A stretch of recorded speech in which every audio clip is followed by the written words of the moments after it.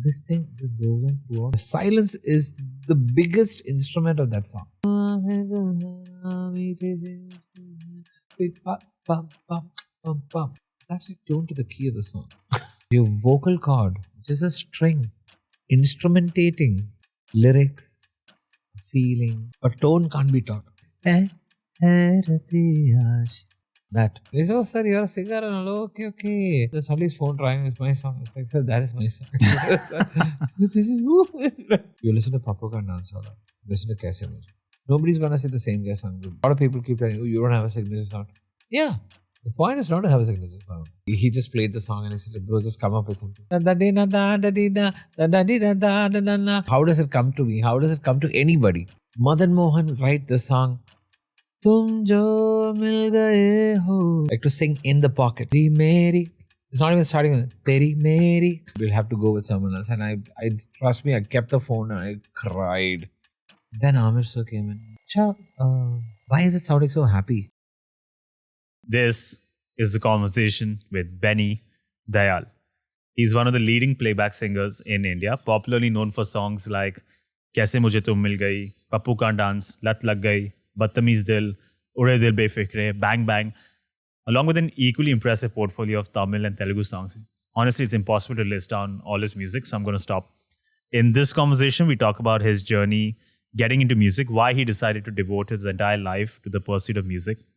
He then gives me a playback singing 101 masterclass. How do you become a good singer? Do you have to be born with some natural talent, or can you learn all those skills over time? We talk about voice tones and how they make a difference, walk through several case studies. We talk about the journey of a song. How do you go from an idea or just a tune to a finished product in a movie? How many people are involved? What roles do they all play? We then cover some of the struggles, some of the obstacles of getting into the film industry or Bollywood, whether you might face any stereotypes along the way. And then we also cover the science of creating a good live show experience. And now, mademoiselle, it's no time. Check the mic and make sure it sound right, boys.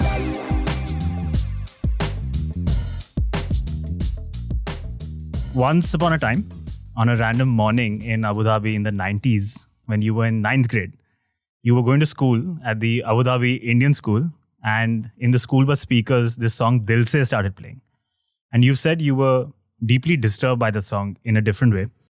The whole day at school, you kept thinking about that song. When school got over, you rushed back to the school bus. You told the driver, play that song again. And then when you got home that evening, you asked yourself one question. What is that one thing I want to do for the rest of my life till I die? And the answer was music. So I want to start there. Why was the answer music? And I'm talking about music in general, not just that one song. What was so attractive about music? What was so seductive? What does it stand for that you decided, this is what I want to do for the rest of my life? See, there were so many things that I was doing as a kid. I was like dancing. My mom said, you should probably try acting.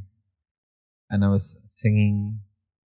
I was doing a little bit of table tennis, playing a little bit of sports, a little bit of football, a bit of swimming, a lot of things.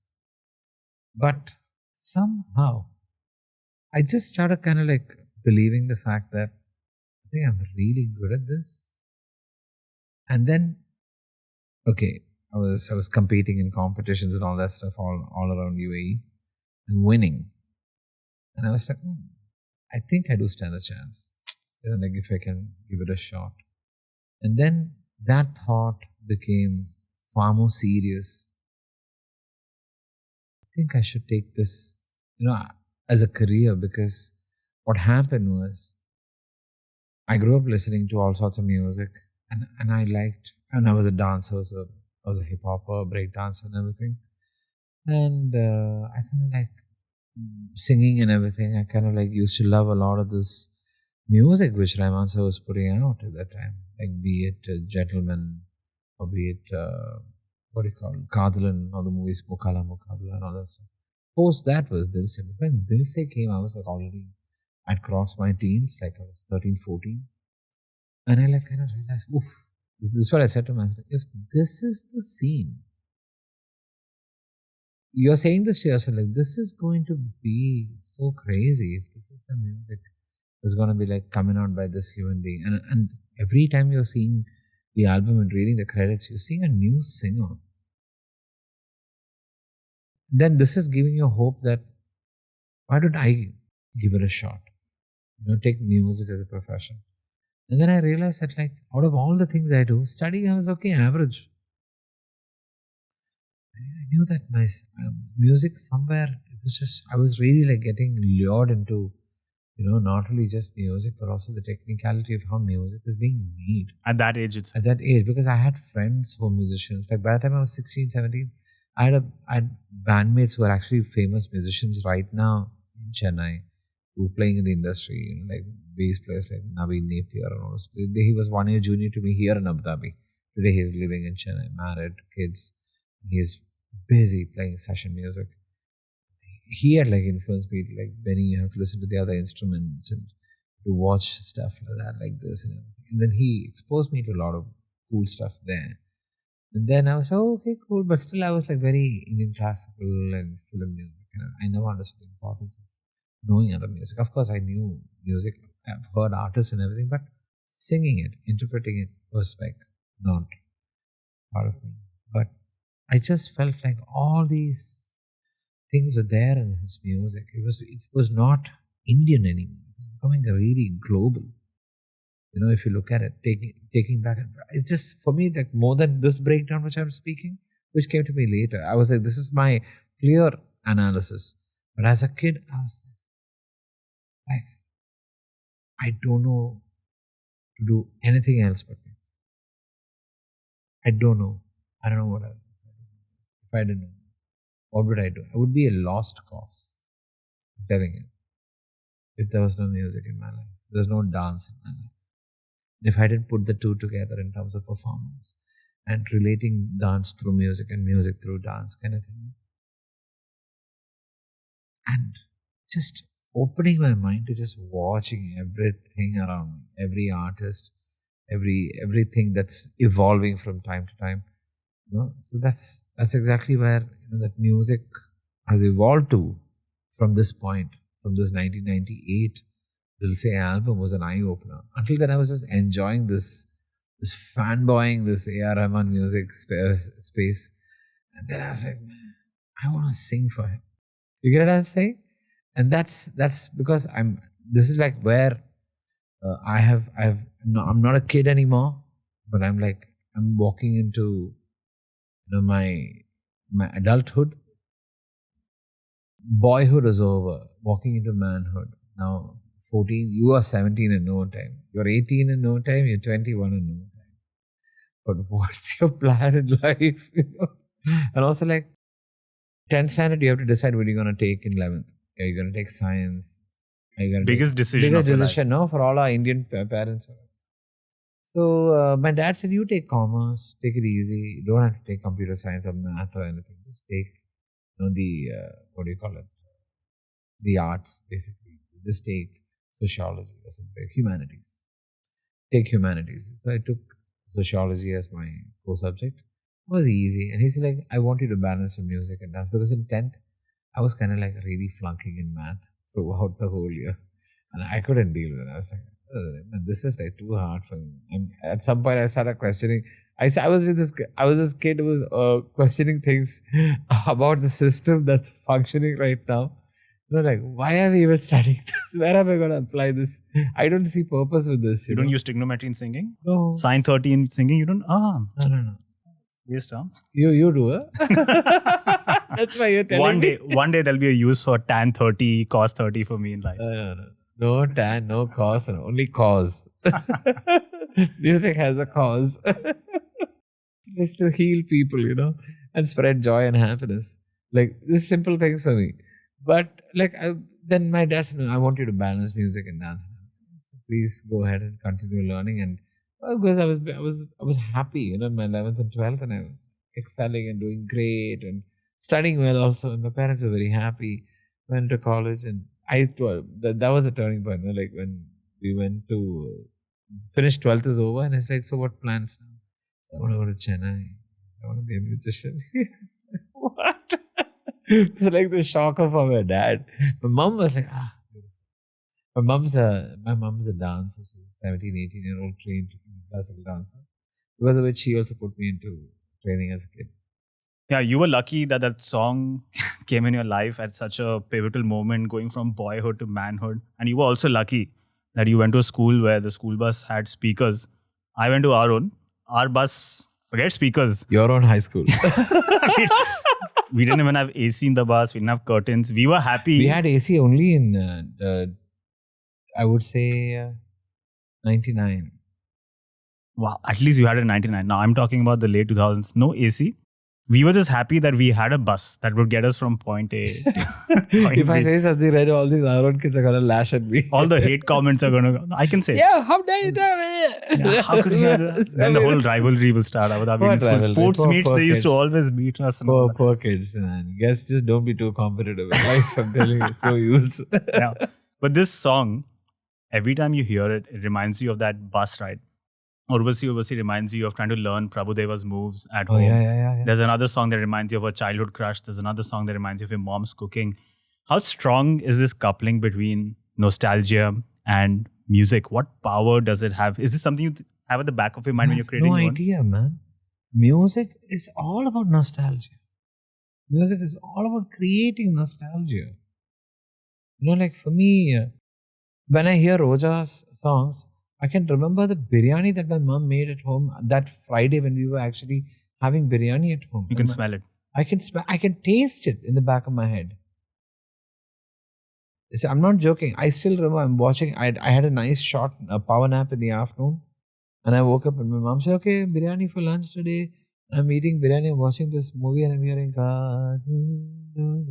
"Oh man, it's all etched, man." I'm telling you, this nostalgia is your brain. No, it collects if needed to be collected. Those are like how you see Inside Out the movie, or this core memory. All these things are core memory. For me, all this is like core memory.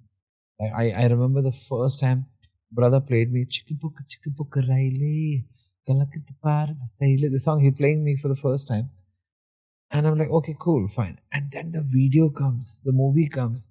I was like, oh my God, my brain flipped out. I said, who's this guy? How can he dance like this? And he's just a cameo. That movie, he's just a cameo. Prabhudeva sir is just a cameo. But the impact he created into this music and dance world, just wake up. There's like more in this world for you to dance to, you know? I have no words here. And what that one? That's like Bollywood meeting hip hop for the first time. And then the serious video, which is choreographed by Prabhudeva. I'm saying, oh man, Ritik's done so well. And then later, that time we don't have YouTube and we don't have internet to like look up for the credits. And Channel everything. V before you was. Yeah, and then later they're saying that it was choreographed by Prabhudeva and he won a national award for best choreography that year for Lakshya. And I was like, oh my God, this man is incredible, you know. I've always been a massive fan of Prabhudeva. Prabhudeva's like that whole first movie, that movie he did, Kadalan, which was his acting debut. Oh, that movie is the soundtrack of my childhood.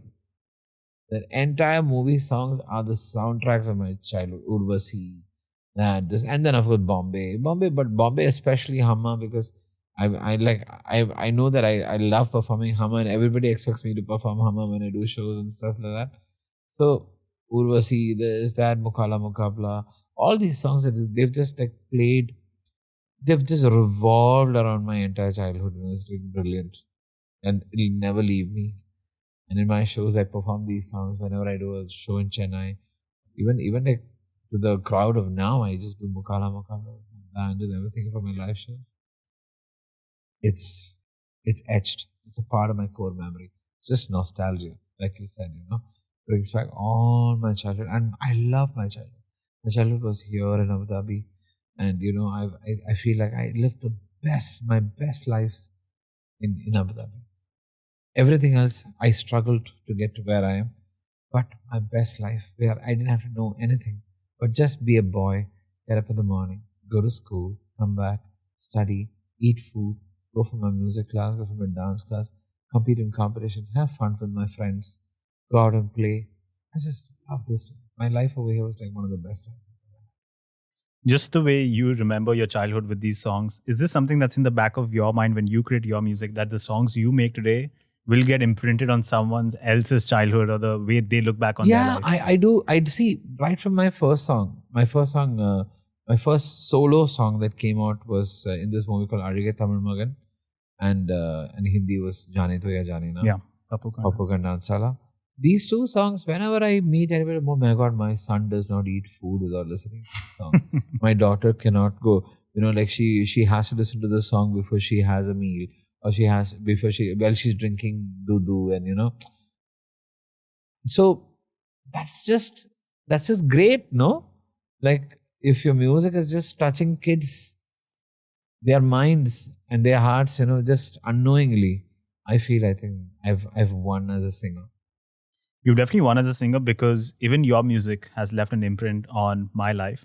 Papu Kan Dance reminds me of high school and the birthday parties we used to have back then. Lat Lag Gayi reminds me of in undergrad, that was a dance track of the season, and we used to dance on like these cultural shows as well. So it reminds me of these dance practices that we used to have on the weekends and the fun we used to have while performing because someone was trying very tough moves in that particular song. Kaise Mujhe reminds me of a car accident because my friend put on the song and immediately crashed into a car. So I never play that song. Even on the way when I was coming here, I didn't play that song. Played all your music. Yeah, no, it's not your fault. But now that song has been associated with a car accident. It was a minor one. Don't worry about it. But you and I have this connection about Dil Se. Both of us were hypnotized by that song. In fact, I had this stretch in Bardubai when I used to walk home from tuition for 1 year. I used to play Dil Se at that exact moment when I used to walk 7 minutes away in that stretch in Dubai, and that was my Dil Se moment. I knew this is my favorite part of the walk. I want to play my best song. I used to tell a lot of friends that your house is one Dil Se away. It's like 5 or 7 minutes away. So cute. You've said that song was ahead of its time. It was so different from everything else. So let's say you're teaching that song to future students about what was so unique, what was so special about that song. Why is it so different? That song, you don't have to think too much. When you think about it and try to sing it like a singer, then the song is lost. Like it's gotta let it go. Like, so you hear him sing, he sings like this. There's no gaiki. There is no what do you call it? Ornamentation. There's no ornamentation to the song, and it's a feeling. And I'm like, see, these are the observations I made as a musician. Was that the song boom boom boom boom boom boom boom boom boom boom boom boom. This thing just goes on throughout the song. It's a constant. It's like a loop. And on that, he's these little things and these big noises, bow, explosions and all that stuff. And there is so much silence in the song. The silence is the biggest instrument of that song. Like they say, you have to leave silence. The pockets of silence in music so that, like something divine can walk through it. I feel that song is a divine composition for me as a kid. For me, I was like, the first thing is, oh, this is so cool. That's the first thing you say. And it really, and then the next thing you know is that like every time you're with him on stage, like years later, when he starts that song, the crowd loses it. Why is that? It's got something. What do you call it? I don't know what word to say. It's something untouchable. It's irreplaceable. It is, I don't know, unforgettable. So many things are there. Like they just it gives you visuals. It gives you feelings like in 1 second. There are very few songs like that. You play the intro and the crowd loses it. This is that song. This song is subtle, climbs slowly, creeps up slowly, and just hits you hard, then exits. It's incredible. I've studied that whole song like a student. I'm still studying it. I'm telling you, when I was studying in college, we used to compete. And everybody doing the same kind of songs. Then I told my band, I want to sing this song. I don't need no lyrics, nothing. I'll just go and say I'll sing it. Can we just learn the song? We learned it and we spent time and then while we're learning it, it's when everyone tries, oh, it's a tough song. Because I feel that's the best part of Rahman sir's music. It sounds very simple. It's extremely difficult to execute. Extremely difficult. It's got layers and layers of beautiful things in it that you have to literally tune your ears in and, like... What are the layers? Like, I, like a layman, will never be able to spot them. No, in the sense, like, there are this minute things. Like, if you hear, like... This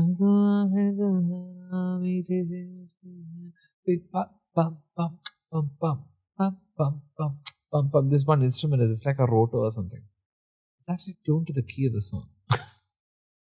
Which nobody will actually pay attention. Like, even I didn't realize it was like that because we tuned it and we tuned the rotor to the key of the song. We played it for the competition. There's another student from some other college whom I've been competing over time with him. Tuned that instrument to the key of the song. I said, yeah. I said, yeah, man. It gave me goosebumps. He said, like, the moment you started the song. And this is like an IIT in Chennai, which is like the biggest competition for us in South. Like, students from all over South India come to compete in the competition. So IIT Sarang was like my dream stage at that time. But then I became an artist and I got to headline over 3-4 times, which is like another blessing, And every time I play there, I play this. I play this because I was like, just brings back memories. It's so interesting that... Don't break my stuff. Sorry, man. $50,000 charger. It's so interesting to me that there's so much science behind all of it. But like to a layman, most of us will just listen to a song and say, yeah, it sounds good. That was a great song. But like knowing that, okay, that instrument was tuned to the key of the song, not 80% of the people around. Okay, let's talk about just music, okay? See, it's the most, I would say, you guys can all, whoever's going to be watching this can argue with me or you tell me, no, you're wrong. Go ahead. But what I have to say is, I think it is the hardest art form. Okay? Especially singing. Because your vocal cord, which is a string, is instrumentating lyrics, feeling, emotion, tone, and everything through a connection with your brain and your heart, and you're interpreting that. Okay? And the second thing is, where does music come from? How did we interpret it into these 7 notes? Can you see it? If you're an actor, you want to do a role. Okay, he's playing the role of a homeless person. He just needs to travel on trains. Go to bus stops, go to these areas, temples. Homeless people are just living there. He can observe their lives. He can observe their mannerisms. He can study them. Directors can read a book and make a new screenplay. Or they can write their own. But all their imagination are existing scenarios that they have observed in their life.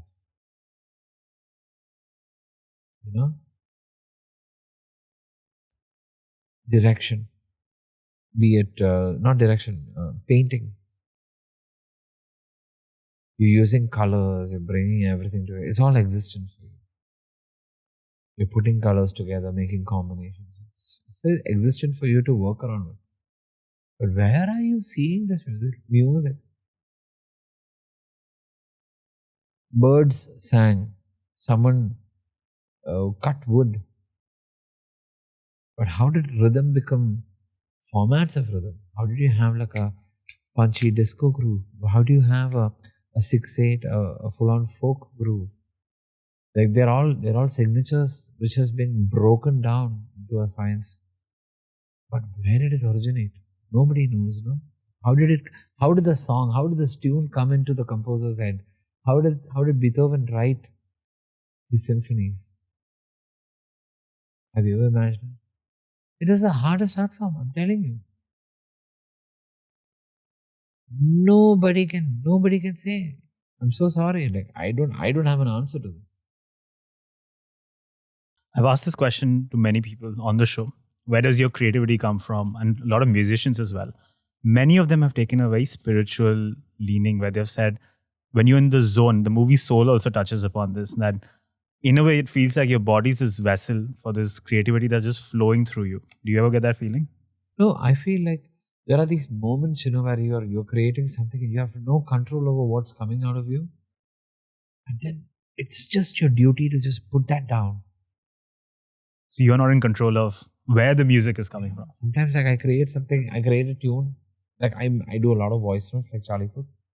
Do a lot of voice notes. And a lot of us musicians today, we do voice notes. We have an idea, maybe we lay it down on the phone. Ideas come. And like you would actually hum it first. It'll be awesome. And then second, okay, let me record this. And it's not the same now. In a second, it's lost. So you have to lay it down so that you can replicate it later to find. But later when you write, magic is lost again because, okay, but the audience is going to listen. This is so beautiful. For you as a person, as a musician, you're crying deep down. No, man, it's not like, but that was way better. I know it was way better. But like you have that feeling. But then that's why you become open-minded. Hold on to it. Gotta learn to let go. And when you let go, I think even more beautiful things start flowing. What I find interesting is the director Shekhar Kapoor was asked this question because he has worked with Rahman sir quite a bit. And he's shared a story where they used to sit in the studio for hours and there used to be a point where you reach a block, right? And he said... Nothing comes out of you. And he said at that point, Mr. A.R. Rahman used to just go upstairs for an hour and then come down with ideas. And then Shekhar Kapoor said, I never asked him what he does, but my guess is he goes to pray. Yeah. Wo namaz padhte hain. And wahan se he gets all these ideas from. No, you have, see, that's basically, I feel prayer is a great, practicing to pray. I think you're practicing to neutralize your mind and just clean out all that you know so that your heart, your mind becomes absolutely null. You make room for things. Even I've learned this from sir. I learned one thing. Every time you walk into the studio and to sing a song, I think you should just throw away whatever you know. Throw away whatever you know. Unlearn and redo it. I think when you unlearn and redo something, you're actually learning something new. One.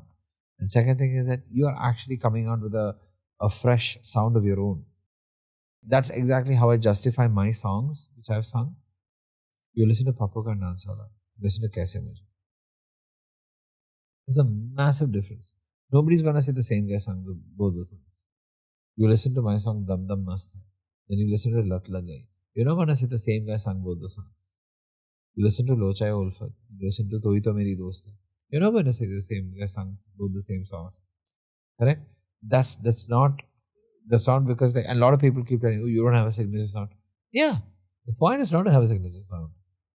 Who wants a signature sound? Only labels and these big media houses want a signature sound. The point is to be in the music, be an instrument to the music, rather than being Benny Dayal. You know what I'm saying?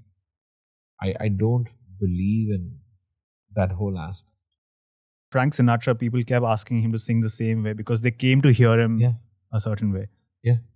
I never sang the same way because of which it's been confusing for people to do. Some people who call me they'll be recording me some heavy ass, heavy track or something. Like, you've not sung something slow. And I was like, yes, I've sung something. Really? Which song? This is the initial days. I was like, so Kaise Mujhe Tu Mil Gayi? That's you? Yeah. You know what I'm saying? So it's like an eye opener for people, okay, that he can do this. There are so many songs in Tamil. People still don't know. Oh, like, I was, when I was in Chennai, I had a car and I used to do these call drivers. To book call drivers to drive for the day. And I would book this call driver. And this call driver he has my song as a ringtone. They said, oh, sir, you're a singer. And I'm like, okay. What song you've sung around? Yeah, I've sung a few songs. Like, and I'm not the one, like Yantalagan, it's that you don't talk about yourself. That kind of thing. So now we are here, we are speaking. But I'm saying that you hear, there's somebody's phone trying, it's my song. It's like, sir, that is my song. This is who? So you gotta say, these are kind of moments. Like even now, day before yesterday, okay, not day before, 1 week ago, I have a newborn baby. So I'm a father now officially. I have my own baby. Congrats. Girl, thank you so much. And we had a photographer who would come and shot this. She was there at home. She shot everything. She's like, okay. And then we posted it. And then she sent a voice note to my wife saying, oh my God, I'm such an idiot. I didn't even know who your husband was. And then I sing all his songs for karaoke. That's crazy. And there's a voice note to it. It's too hilarious. I can send you videos of me singing. Like nobody doesn't have to compensate now. Don't compensate. So it's nice. It's nice to be anonymous also. Like I'm loving this. I want to start our Music 101 masterclass. So assume I'm a aspiring musician, playback singer, and I know nothing, which is true. And you're going to be my class teacher today. And you're going to give me classes on how to become as good as you. Have fun. I never taken classes, but let's see. Today is the first time. Yalla. First thing I want to start with is something we've already alluded to. When you heard the song, the lyrics for Badtameez Dil, you've said that you knew immediately it was going to be a hit. Oh, yeah. Right? You keep hearing this thing about music in particular, that you have to be born with something. There's some kind of a natural talent that you have to be born with. Do I need this thing called this natural talent, this gut instinct, or can anyone learn music? Can anyone train? No, anyone can learn. Music is for everybody. You should understand that. It's, I don't know, like, I've heard this one, I don't know whether it's a true story about someone who said this. Some famous musician once said, you take a room, you put a room full of 10 kids, teach them math. 7 of them will do well. 3 of them won't. Put the same 10 kids into one room and teach them music.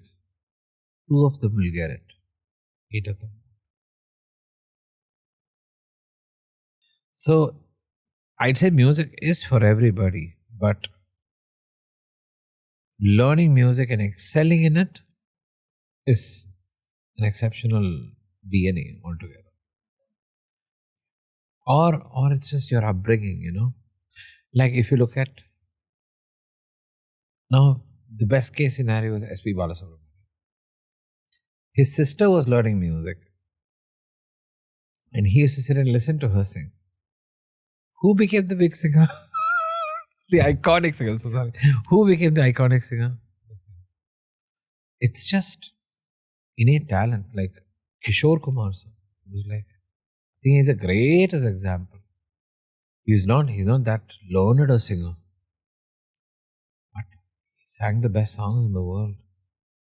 Because he was just so observant, I think more than, like some great musicians were great observers. Like I know a lot of people who didn't know so much about music but became incredible musicians through just observations and asking questions and learning from that and then putting that to practice. There are a lot of patterns, there are a lot of, it's like a flow, different variants of flow charts of how you became a musician.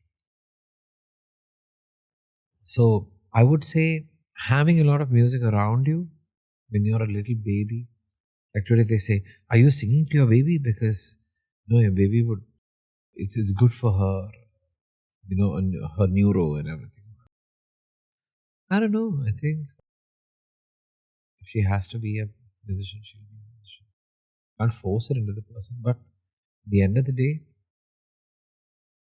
music is for everyone to listen to, enjoy, to be healed, and to pass it on to people, to feel healed, and enjoy, spread happiness, love, joy, peace, sleep, everything. Nostalgia. But learning and excelling in it is, you just have to be somewhere gifted or really hardworking. I missed out on that one. You have to be really hardworking. So there's hope for the people who are not born with it. There are a lot of musicians, they know, like, I know I'm not born with this talent, but I'm going to push myself to it. And they become great. And they make it. They make it. No, it's also like, see, everything is self. Everything is in you. You have to make it happen. At the end of the day, you are the boss of your own things. You're the boss of your success. You're the boss of your failures and the boss of your problems. Boss of your everything else. So it's just you making it happen. You driving yourself. So there's hope if I'm not born with that wild mind, disciplined You eye. can. Now, you might just surprise somebody someday. So you like at a karaoke evening and just singing and saying, oh my God, you sang so well. What about a voice? People keep saying you have to be born with a good voice if you want to make it as a singer. That also can be learned. That can be trained. That can be trained. But tone, that is you're born with. What does that mean? See, your voice, you can sing. But tone can't be taught. Tone, you're just born with it, like a raspy tone. Like, I would say the best example for like a great tone would be Hariharan sir. Why? Have you heard his tone? What do you feel when you say, that Krishna ni bedani uire. It's an iconic tone. That tone is, it's evergreen. It's the moment he just sings it, crowd is just melted. It's the effect that causes in your heart when you hear that voice. When those days when people say, when I listen to Lata Mangeshkar, it does something to me. Listen to Rafi, it does something to me. When I listen to KJ Yeshudas, it does something to me.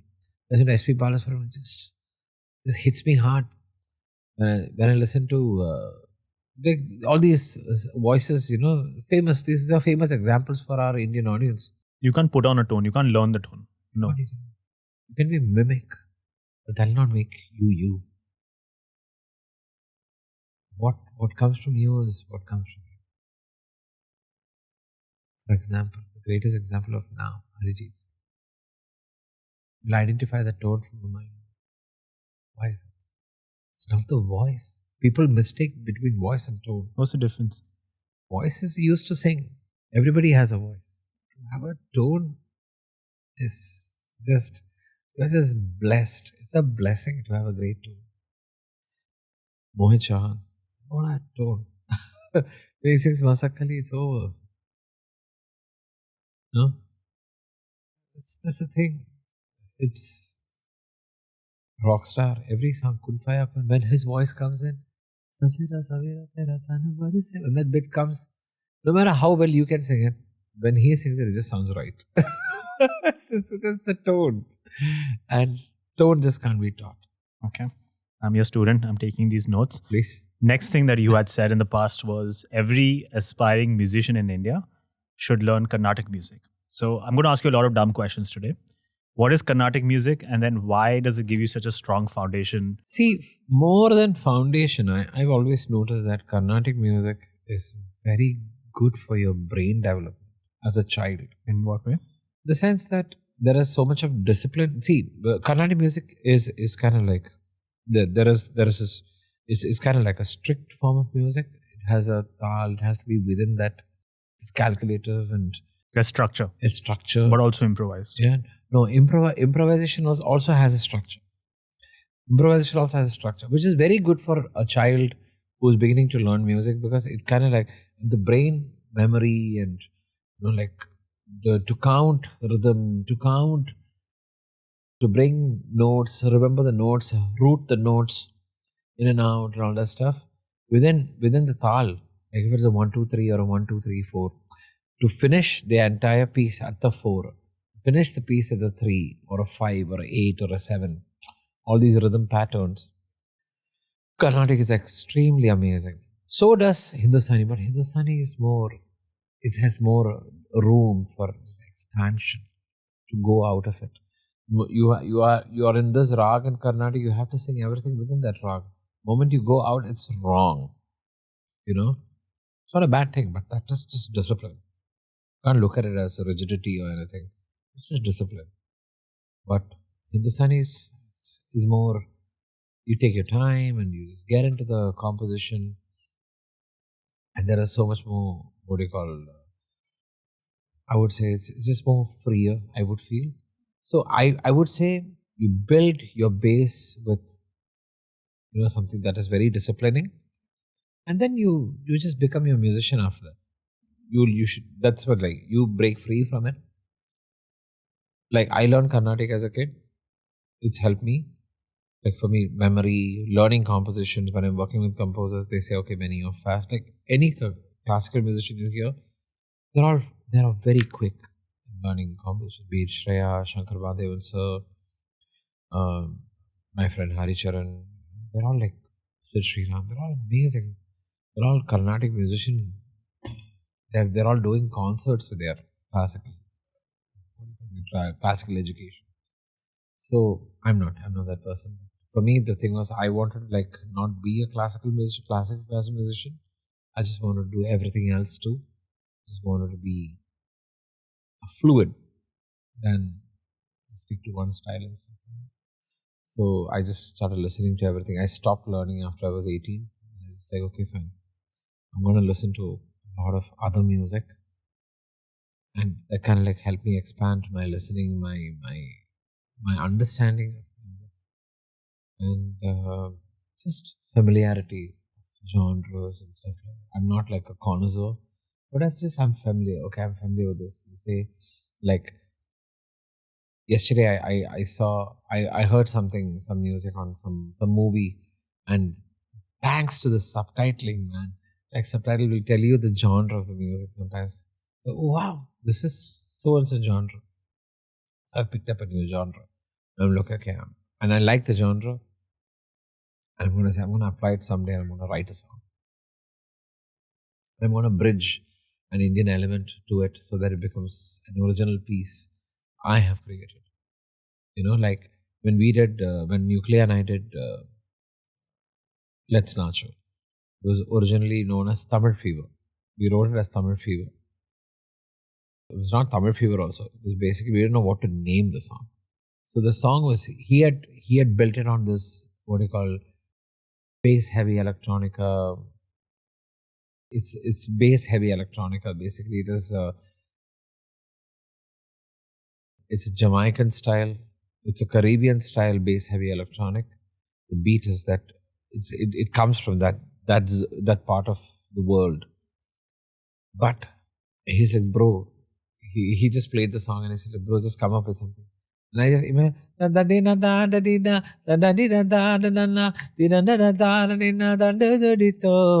did that, like, and he didn't have a recorder. He just said, okay, let's just shoot it. You have a melody. I said, okay, he said, like, let's shoot it on the laptop as a video. We were in Cochin somewhere doing a shoot for MTV. And I just did this and it just happened. 2.5 minutes, we were done. The tune was over. And then, bro, this is so fire. He was like that, you know. So that whole creation happened. This was magic. Where is it coming from? Like I answer, you know, I told you, where does this music come from? How does it come to me? How does it come to anybody? Like any great composition.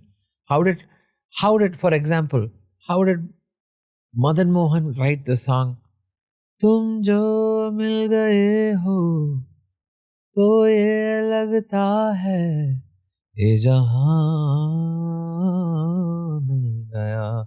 How do you write the song? How? It's like, you know, such great songs. To jahan jahan chalega, mera saya saath ho. All these melodies, you know, like, it's of course musical knowledge, but how is he putting it together? How? That's the big question. That's the thing, no? What's the answer? Teacher, what's the answer? I don't know. Only God knows, man. Like, God is the answer to everything. I'm telling you. Interview cancel. God is the answer. Like, use of spirituality, you know? Yeah.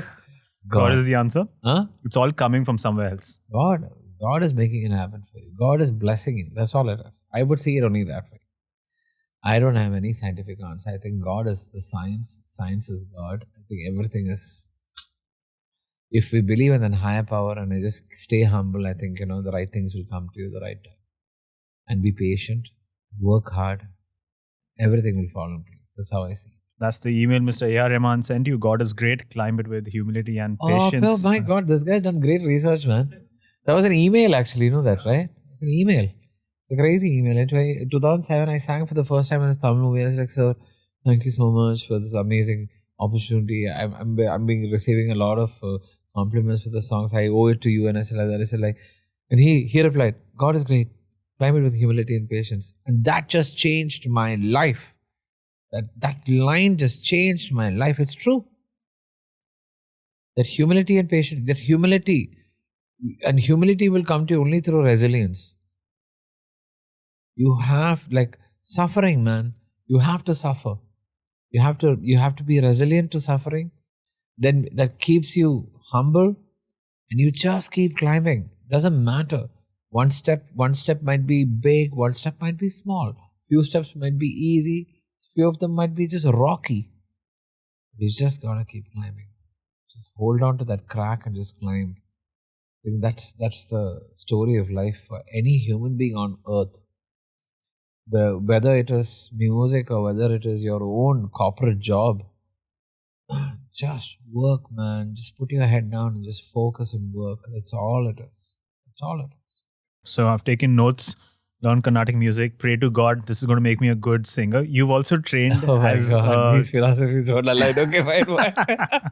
You've also trained as a classical dancer. You started learning Bharatanatyam at the age of 4. You've trained Kuchipudi, Mohiniyattam.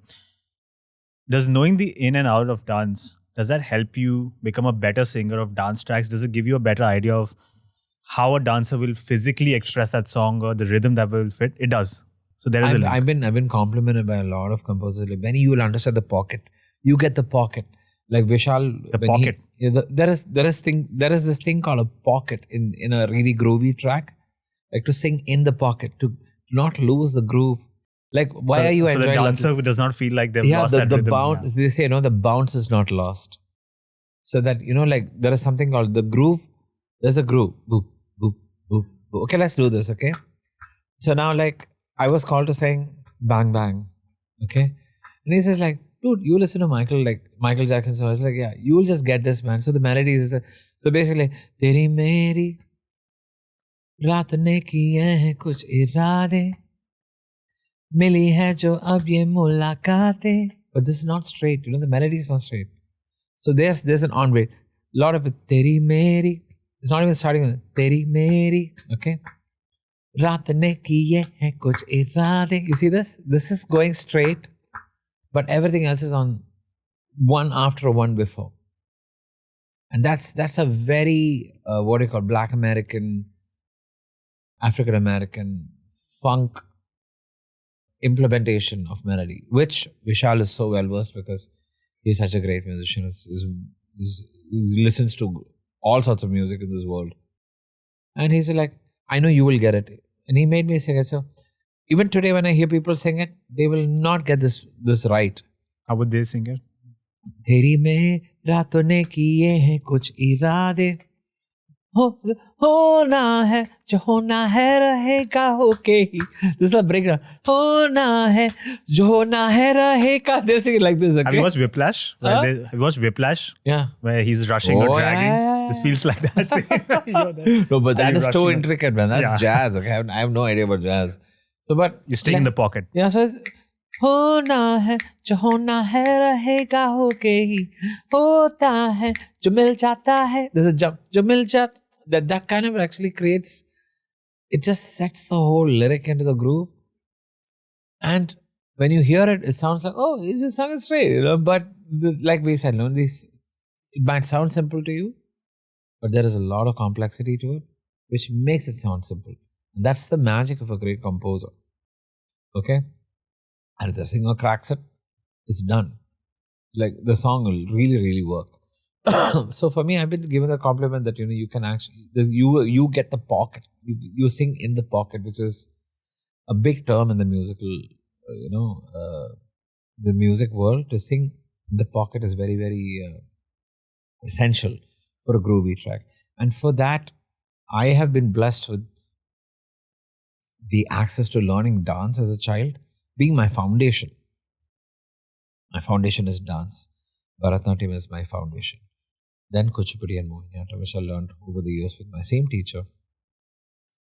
I'm telling you, man, I can't even stop thanking God for the fact that, and my parents for letting me learn dance, because of which today I'm singing these songs. They sound groovy because I feel the dancer in me comes alive when I'm singing this song. And also, like, I'm having a great time when I'm singing this song. Once I've locked in the song after learning the lyrics, singing it again and again, then finally you're familiar with the tune. Your vocal cords have identified this tune. Then you find that happiness, right? It's this dancer's happiness. Basically, they say dancing is great for you. It gives you a lot of endorphins. For me, singing these songs brings in a lot of endorphins. Over time, you sing in the song. You're not doing it like a job. It just becomes this joy. Take the B away, just put a Y. This job becomes joy, I'm telling you. I want to explore multiple things that you mentioned here. Let's walk through the journey of a song. At multiple moments, you've credited the composer. What's the journey of a song? Let's say I'm trying to create a song for a movie. How do we go from nothing to a complete product? How many people are involved? What's every person's role? How much do they get to shape the creative input? See, the singer has the least amount of input because... Which is crazy, right? Because you typically attribute the whole song to the singer most of the time. No, see, I'll tell you something. I don't think I take any credit for any of the songs I've sung because it's all composers. Like, a lot of people keep telling, Benny, you need like credit yourself. I said, no, I don't need that, because I'll tell you why. Sometimes the lyric writer writes the lyrics first. Says, sir, I have these lyrics, can you compose something? And then these composers can write a song out of it. Then sometimes like, I have a tune, can you write a lyric to it? And then the director is giving this thought to the composer. And then composer is saying like, why don't we think about it this way? Like, composer is a musical director and the director. So he's a musical director. So they both have directions thrown into the bowl that becomes a song, right? And then the lyric writer is just writing, executing the thought and in the direction of both of these people. And then the lyric writer says, why don't we just add this word, because it adds a higher thought to the lyrics. Then they say, okay, let's figure out who can sing this song. That's where we come in. And then the song is executed. And while we are singing, if the composer is very open, they say like, Benny, what do you think? Do you want to improv here? And then we are given this little slate of creative space where we are given the idea of doing something. So, and if it works, it works, And others say, no, I think we'll stick to the whole thing, the way we created it. So it is the three of them mostly. Otherwise, your job is just to execute that vision. Execute that idea and do it quickly so that, you see those ideas fall in place. It's this, what do you call, in physics, they say dynamo. Like, it's the things have to just keep rolling, keep moving on forward, So if you're stuck, then sometimes the whole idea just gets canned. Oh, it's not working. It's gone. But if the singer can really execute it and just show the composer, oh, this is the composition. Oh, yeah. Sounds great now. And then they work further on it. Interesting. So as a playback singer, it's less of a collaboration in the sense that if you really try to shape the output, there might be a bit of a conflict. You need to be ready to let go. But I'll tell you, sometimes you are called for the strengths that they see in you. They say, Benny, you can do this. I know you can. Like when I did Rahman with Rahman sir. So I had already sung the track, a lot of things, and he's like, hey, do you listen to Sting? I said, yeah, grew up listening to Sting. He's like, okay, then let's try and approach it that way. That's how when in that song he sings all the part of the Thoda sa resham, tu hamdam, thoda sa khurdura, abhi tu ad jaye, lad jaye, ya khushboo se bhara, tujhe batana na chahu, rati bar bhi sanam, bina sajavat, milawat, Na zyada na hai kab. Then he comes, tujhe chaun. He does this bit. That was he was like inspired to do something like Sting. He's like, it needn't sound like his song. The approach of singing. So he knows that, okay, I'll get it. So he calls you to sing it. And that's how you're given that part. And then like when we did Bang Bang, he knows like I'm a funk. I have a band, a funk band. I do a lot of funk music. He gets it. That's my strength. He will nail it. Let's just give it a shot. Works out. Okay. The range of the vocal is fine. He can hit all the notes. It'll work for him. He'll sound comfortable in his voice. He'll be okay. All those things work in favor of you. So that's when they call you. These are the things, the contribution you give us to execute the vision of the director and the composer and the lyric writer. It's published. All of this is, in a way, the back end of the song. I also want to focus on the front end. You gave the example of Bang Bang. Is Bang Bang a great song regardless of whatever would have happened in the front? Or do you think the actual video, how Hrithik and Katrina looked, how they danced, that makes the song much better? Yeah, you have no idea. I'll tell you something. Okay, it's been my dream to like sing for Hrithik. And I ended up singing some 2 or 3 amazing tracks for him. Bang Bang, Jai Jai Shiv Shankar, and Sher Khul Gaye. All 3. Him just slamming out some choreo in it, And Bang Bang, of course, was amazing. And like it was like a dream come true for me because I don't think there was anybody else who was singing, who was dancing the way he danced, like so clinical, so perfect, so smooth. That makes the song better? Yeah, of course. Like, see, we sing the song. The playback this is why it's called playback, right? You're the voice behind the face of the movie. And for me, I think Bang Bang worked. Of course, definitely, I did my bit, but Hrithik elevated it by just his presence because people are going to see this song. But to me, just got elevated by just Ranbir just doing his magic on screen. And for me, songs like Dum Dum Mast Hai like really got elevated because Ranbir was just doing his thing. Let's say there's a black video, nothing was there, and just the song was playing. Would it still be received as well as it was received? No, see, because this is a part of the film industry. It needs a video. It's meant to be filmed. It's all together. You can't view it in isolation. No. But there is one song that worked without lip sync. That is Kaise Mujhe Tum Mil Gayi. There's no lip sync at all in the song. It's just an emotion. So that kind of like, it's the opposite of everything that's happening. Like that song in isolation, fantastic song. But does the placement in the movie, does the plot, do the character story, do that amplify the song even further? Or do you feel any movie it would have been in, it would have worked? See, I'll tell you something. Okay? There is a mad story behind this song. This song, when it came out, it was hated the most by the critics. What? Yeah. Do you know this? Yeah, you will say, what? No, because you love the song. Okay. Like, so I was in Sir Studio. And I had read this Times of India and all this, Hindu and everybody. Take names. Who are these critics? I don't know these people. I don't know these people. They're all musical geniuses. Okay. Critics. After 1 month, they can write a review about a song. Sorry, after 2 days. Like, I know who gave them the right. So, anyway, it is basically entertainment in the end of the day for everybody. It's entertaining for people to write something negative, to read something negative and read something positive. So, I can't help it. I'm in the industry. The show must go on. So no critics have been hurt. I know, whatever, man. Like you wrote about me, and I'm gonna speak about you. It's like that now. No, the thing is, the song came out. Guzarish came out first song. Did extremely well. It was a great song. It was an amazing song for Javed and superb. And the second song was Becca. Becca was like really loud. Oh, Karthik was shining. It was amazing. Karthik sang the song like a beast. It was a great song. And then no songs came out, and then then the whole audio was released. And then the review for the whole album comes out on newspaper. That it was on newspaper and not online and all that stuff. There were no portals and no sites, no blog spots and stuff like that, So then it comes out and like everyone's like, oh, this song is great. This song is great. Oh, Lattu, Shreya sang so well.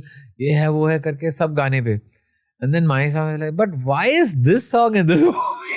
how that guy wrote it, But what is this song going to do? Such a slow, draggy song. Like this is how you can read his tone, okay? Like such a dragging, slow, boring song. This is how they wrote about the song. And then like one day I was in the studio and we were working on some other movie with Rahman sir. And so I was like, hey man, how's your song doing? I was like, sir, you didn't read? I was like, no. I said, they trashed the song. He was like, what? And he's like, and he just looked up and was like, no man, don't worry man, let the movie come out. It's the heart and soul of the movie. He said that. The movie came.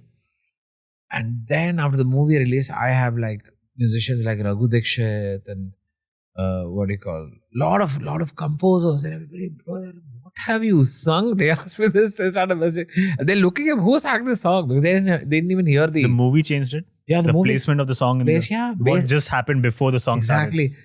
Yeah, and also this thing is, this movie was in Tamil first by A.R. Murugadas, which Surya and Nayanthara had acted in the movie. And so Asen only. Asen and Surya had another Tamil movie. This situation didn't have a song on the movie. This is added in the Hindi version.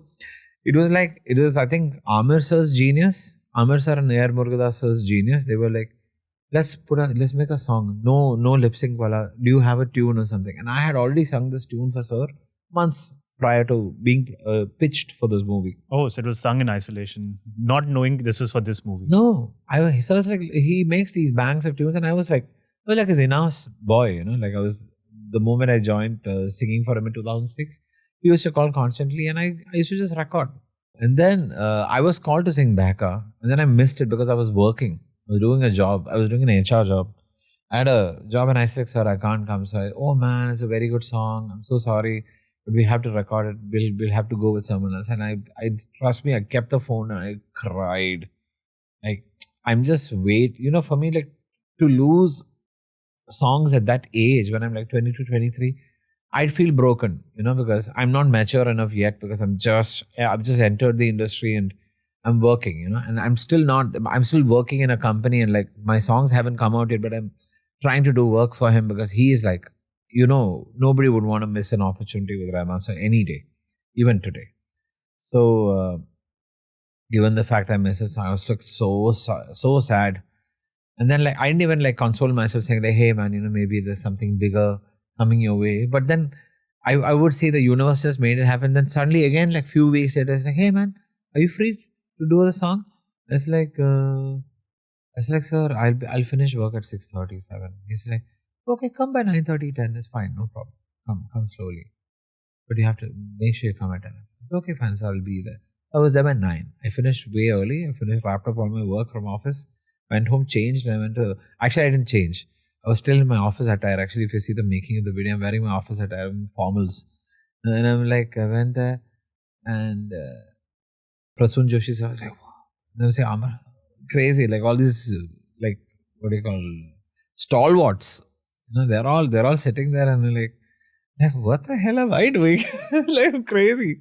Well, I'm losing it. And then like, okay, man. And then I'm just holding it all together and then I'm writing the lyric down. Then sir was not there. I started writing the lyric. They gave me the lyric. I'm doing all my bit because they want me to be ready when sir comes. So then I say, sir comes, hey, you know this tune, man. Go listen to this like that. You only sang it. This like that. And then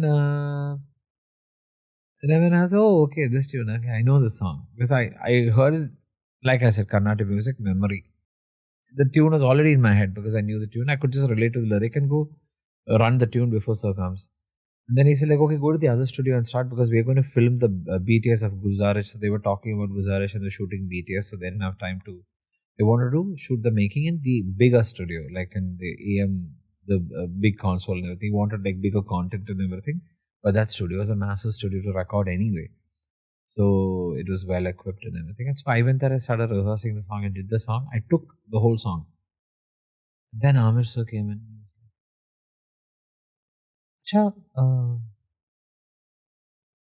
Why is it sounding so happy?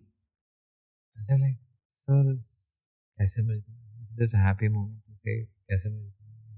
So, who sang the track? He was like, sir, he only sang. He's like, hey, there was this one sadness in your voice that can you like channel that again? So he's like, I want that pathos. He says that.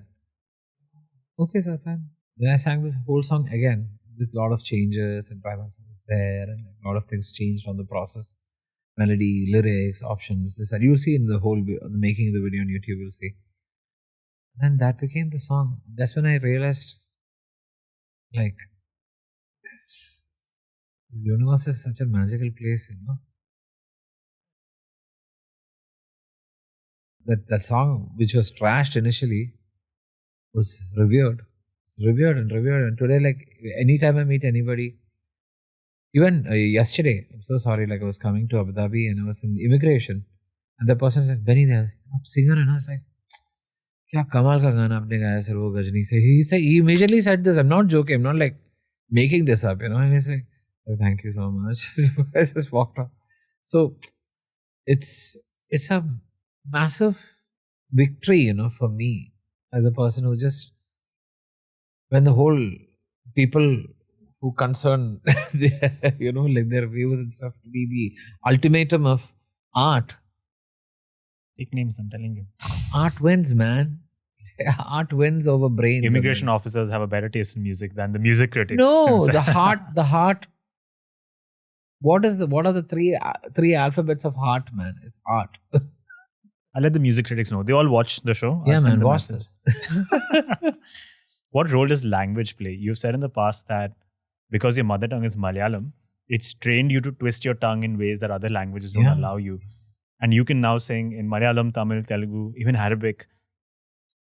What benefit do you see in playback singing if you can speak multiple languages? Apart from the physical skill set that you get, do you also get, I guess, and you can tell me whether emotional depth, more exposure to styles, genres, does learning more languages help? No, see, learning more languages, it's just, it's really great for your repertoire, first and foremost. That you see, for me, I was really always impressed by Usha Didi. Oof, my God, the amount of language she can crack is unbelievable. And I felt like she's like the Freddie Mercury of female singers. Like in the sense, like she can perform. She just like, the whole crowd will go berserk. Quite underrated, right? She's one of my heroes. People don't speak as much as they should. No.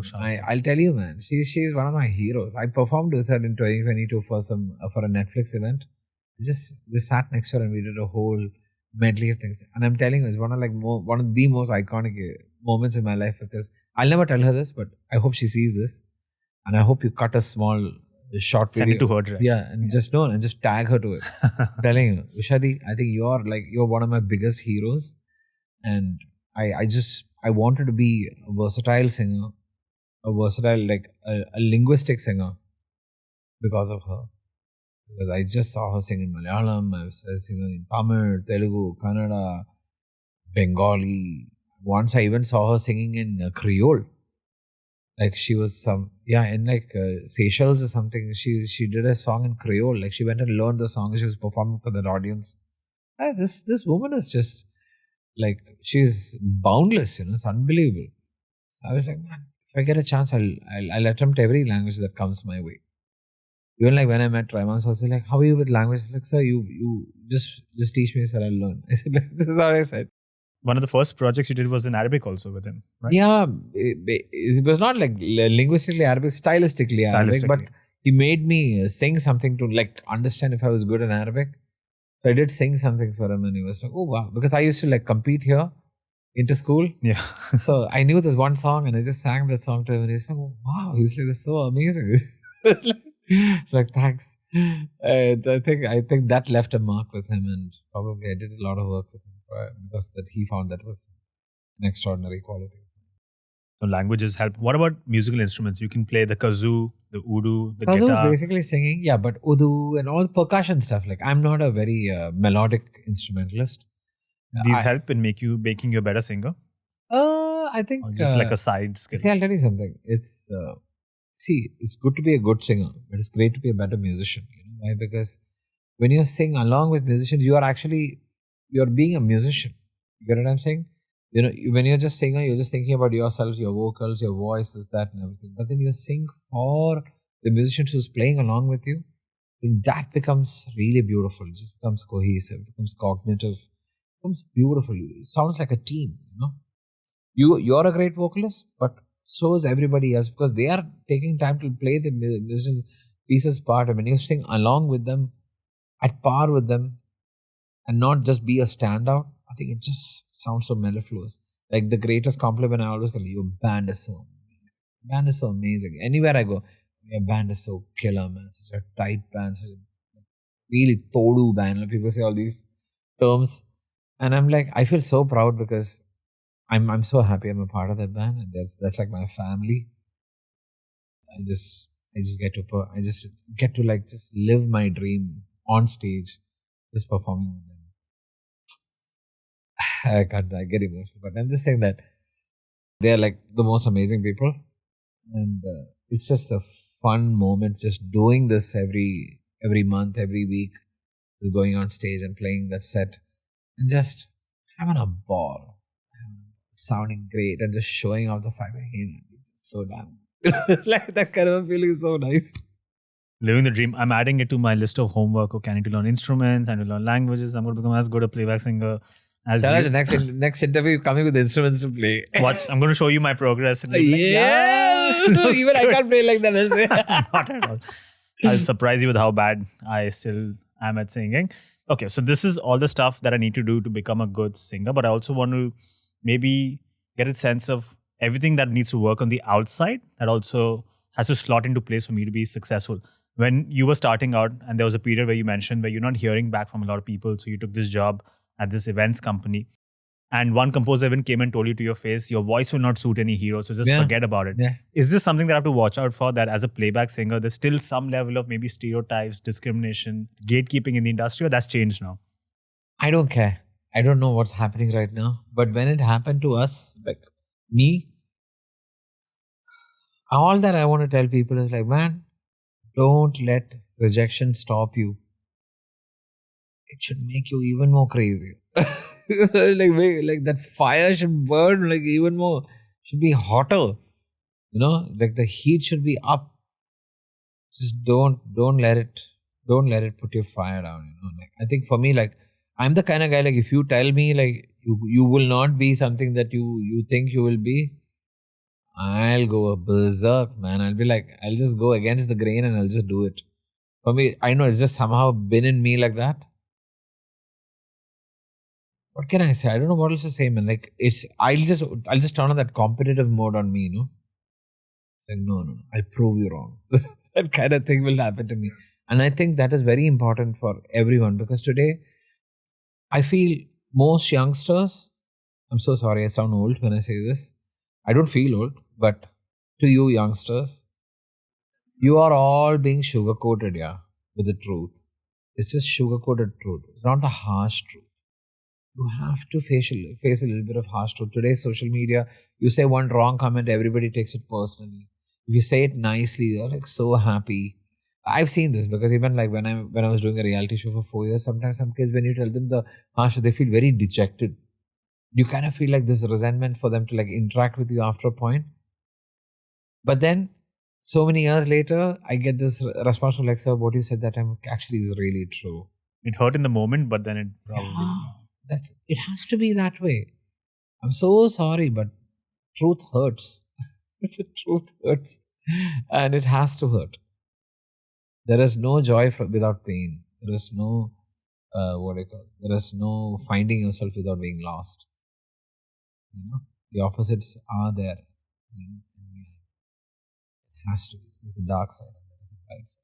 There is a tunnel and there is light. There is rain and there is sunshine. It's just nature.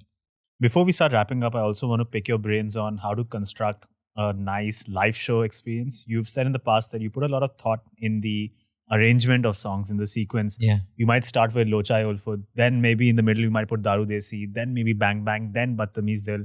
So what's the thought process behind this? What kind of emotions are you trying to evoke in people? No, actually, for me, I don't like to be tired, okay? So everyone says, how did you do the show for 2 hours? Because it's a graph. I build a graph. For me, my vocals should not tire out, my body should not tire out. But at the end of the show, everybody should be tired. That's my whole idea. So for me, like, I like to build a graph, just build, and everybody tells me this. Wow, you just started like this, like this. It's like that, So it's a climb, and I like to keep it that way. It's beautiful. It's organic, and you don't lose the audience. When people are like being, man, why isn't he playing that song? Then that song will come. It's like that, So, but you have to keep them wanting for more. You should leave them wanting. That's a sign of a great show. Any artist will tell you this. Any great artist will tell you. You just have to leave them wanting for more. And for me, like, my format is I start with the band and I end with the band. Not start with the bang and end with the band. Start with the band and end with the band. Like, my musicality starts with the band's intro and it finishes with the outro of the band. I leave just before the song ends. So it's really beautiful. The band they have a highlight. They are everything for me. Just one small element. The one who holds the entire fort together. Just the front. You also do this very interesting thing where you speak over the music or you speak over the chords, which you've said is inspired by church music. Yeah. I've seen a lot of these gospel shows. Like, even like, you go watch any of these African American artists or African European artists, see, they'll have these chords and they'll be saying something really beautiful before the song starts, and then it goes into the song. It's like, it's just so priceless because you're not losing your audience, With the band, with the silence can actually, when silence is required, you can pull the silence out. You can pull the music out and then keep it silent. But just once I start the show, I'm like, I don't talk too much on stage, but when I do speak, like before I do Kaise Mujhe something, it's a really brilliant chord structure that's happening behind. Then that is in the key of the song, so that you can actually start singing the song in the key. So sur nahi jata hai. Like sometimes, like, you'll be talking and then suddenly you start singing and then the sur is like off or something, it's gone. Or then you have to be like kaan ka ekdam, your ears have to be really perfect. I'm not sure. I need music behind my ears. So, but yeah, like, I like doing that. It's and also all my musicians are like, they are all grown up playing in church. That influence actually is just bringing, that's their life. So being a band is to just actually bring in everybody's life influences into and all their musical inspirations and influences, their ideas and musicalities. I find this so fascinating because I belong in, like, say, the 95% of the audience who listens to something and says, that was great, but has no idea of the thought that's gone behind it in making it sound that way. So this is all like, in a way, it's like a magician coming in showing me how a magic trick is done. No, see, we don't, the thing is, see, that's the best thing. Like, see, if you ask me, if you sit me down in an interview or a podcast like this and, ask me, like, we will break it down and tell it to you, but you needn't have to know, you just have to enjoy it.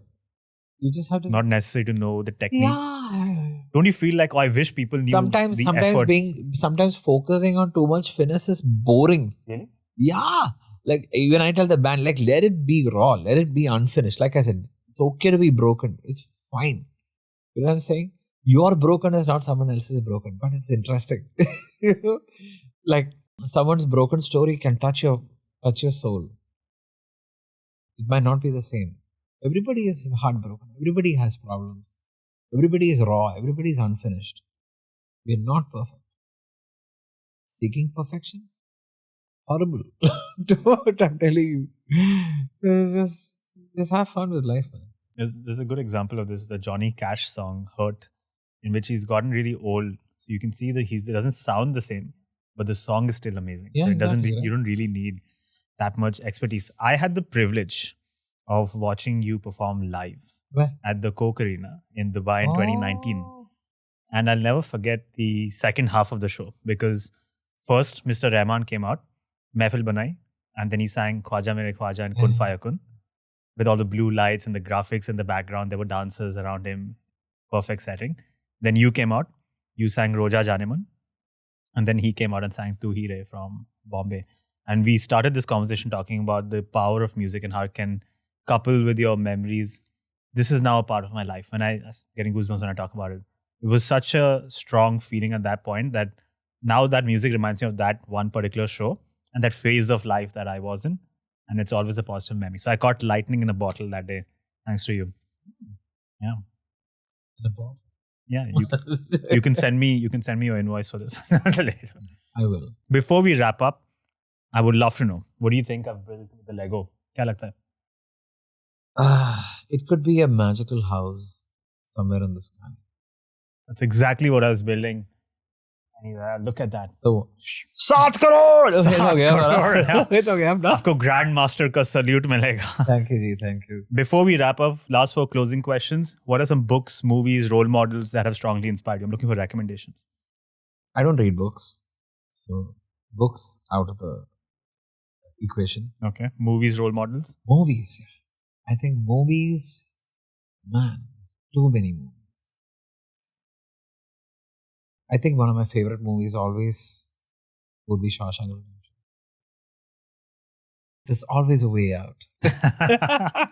There's always a way out. It's a metaphor for life. A metaphor for life, like there's always a way out. But of course, I hook or crook with regards to the movie. Then definitely, man, like, can't. When you ask this question, suddenly I become blank. Blank, huh? Yeah. Great movies. I was like, oh man, this is my favorite. Oh, this is my favorite movie. It's like, Shawshank is a good one. Shawshank is a good, because I've seen it too many times and I still never get bored of it. That's one movie. I think a brainless movie that I really love the most is Andaz Apna Apna. I just love that movie. That movie just like kills me. I was like, oh my god. It's just like, Apurush nahi, Mahapurush. All those dialogues. Like, Gogo, aapka ghagra. Those dialogues are dying, Yeah. So I love it. सवाल जवाब. सवाल जवाब. France से मुझे वक्त शाम बता time पे होना चाहिए. आपने ये जूते कहाँ से लिए? Yeah. And I was like, le coupe de France de hair. That was unbelievable. We can go an entire hour if you start Andaz Apna podcast. How many times? Like 50, 60 times I've seen the movie. Every vacation where I'm here in Abu Dhabi, we'll rent Andaz Apna, watch it for 50, trash that VHS and give it back. And pay fine for like ruining that VHS. The tape would have gotten so out. It's crazy. I'm telling you, I've watched it so many times. The crazy part is, I live very close by in Bombay to this restaurant called Anda Apna. they make all egg dishes, It's a sign from the universe. Yeah, they have like Crema Sargo ka egg sandwich and all that stuff. Is crazy, man. Like, that movie is just really surrounded by. I've been surrounded by that movie. There's a drive show, your Drive Master Go-Go. Oh yeah, a lot of things, man. I'm telling you that movie is just a crazy movie for me. Then I love a lot of these amazing Malayalam movies I watch. Like I love this movie by Mohanlal sir's movie called Tanmatra. It's a movie on Alzheimer's and everything. How he's such a great father. Slowly his brain starts deteriorating. He won a Kerala State Award for it, best actor. So some really heartfelt movies also. And I really liked this movie about Lapata Ladies. Amazing. And somehow the writer of the movie lives in my building. She lives in my building, and it's so crazy. Who was or is the greatest musician of all time, and why? Greatest musician of the GOAT. Yeah, the GOAT. I know a lot of kids will not agree with me. I think the greatest musician of all time. Why won't they agree with you? I have fights with a lot of kids. Who tell me that, no, it's not the GOAT. It's not the GOAT. Like, yeah. He's a strong case for the GOAT. GOAT? There is no strong case. That is the GOAT. No one else. Greatest of all time, Michael Jackson. Always. You can always make a case of Michael Jackson. Yeah. He's the what do you call it? I would say he is the he's the book. He is the book to performance, to music creation, to album sales, to blockbuster music. Pop, he's pop royalty. He's just pop royalty. I think anybody who's really close to what he's doing today musically is only Bruno Mars and Beyonce, and maybe Taylor Swift. But for me, after it's just Beyonce and Bruno Mars for me. I think every time they come out with music, it just hits the mark, and they come back after a small break. They do their music. It just sounds perfect. It's very well crafted, very, very well put together. It's brilliant expression of music, and the shows are unbelievable. I've seen Bruno Mars twice. Once here in Abu Dhabi to a 2019 New Year's Eve. I saw him live here, and I saw him in Amsterdam. I think he's one of the greatest live performers alive today. But of course, Michael is miles ahead of what is of our time. Even today, if he was that young today, we'll all be crying watching that show. What he could do, how he just fed us dopamine and endorphins through just his performances is unbelievable. And I think he is the mastery. He's the master class of just live performance, how to put a show together, how to put on a show, how to entertain, how to bring in drama and theatrics to a pop live concert and just make the crowd lose it. Paramedics, people fainting, not because of the heat, it's just they can't fathom the energy that he is releasing through his artistry. Always a case to be made for Michael Jackson. Last two questions. What would you like your legacy to be? How do you want to be remembered? I don't know. I just want my legacy to be that guy who brought people together, who sang and danced together. All over. Well, you've already achieved that legacy and more, and there's so much more to come. Somewhere, there's so much more. And I have so much more in me. I'm watching closely, already a fan, and I'm sure you're going to do great things. Fingers crossed. Last question. Easiest question. I save it for the end always. What is the meaning of life, Benny Dayal? Oof, that's the toughest question, man. Is it? Yeah, there is no definition to it. Or there is no... life is what you make of it. I think that's the best way. What have you made of life? What have I made of life? Yeah. What gives you meaning? What gives me meaning is what you love to do. Life is also the pursuit of happiness. You can only pursue happiness. You cannot be happy all the time. Because then there is no pursuit. You're just happy. You have to feel sad. You have to feel lost. You have to feel hopeless. Because that's when you can find yourself. You can be hopeful and find happiness. I think that's the most divine way of saying it, because we all live to be happy. We all are distracted by a lot of other people's happiness while we forget to focus on ours. And when we don't focus on ours, we lose ourselves. We feel hopeless. We feel like, oh, why is our life not like that? I think the point is to just look into yourself, find yourself, and be happy with what you have. Because not everyone else has what you have, and you needn't have to have what everyone else has.